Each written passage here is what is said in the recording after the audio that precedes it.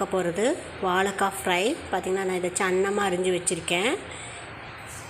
இதில் நம்ம சுடுதண்ணி ஊற்றிக்கலாம். ஒரு 5 நிமிஷம் அப்படியே ஊற விட்டுட்டு தண்ணியை வடித்து எடுத்துடலாம்.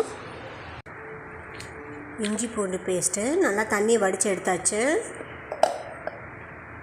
மிளகாத்தூள் 1/2 ஸ்பூன்,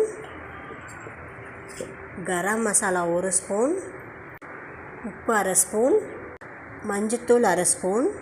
இது எல்லாத்தையும் நல்லா பெரட்டி ஒரு 10 நிமிஷம் ஊற வச்சிடலாம். 10 நிமிஷம் நல்லா ஊறிடுச்சு. அடுப்பில் ஒரு தோசைக்கல்லை வச்சு அது காஞ்செண்ணையும் அதில் வச்சுக்கலாம். கடலெண்ணெய் 1 ஸ்பூன் ஊற்றிக்கலாம்.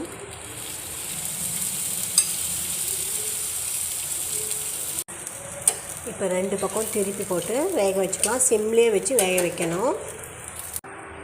டேஸ்ட்டான வாழைக்காய் ஃப்ரை ரெடி ஆயிடுச்சு. இது பார்த்திங்கன்னா குழந்தைகளுக்கு ரொம்ப பிடிக்கும். இதே மாதிரி வீட்டில் ட்ரை பண்ணுங்கள். பிடிச்சிருந்தா சப்ஸ்கிரைப் பண்ணுங்கள். தேங்க்யூ.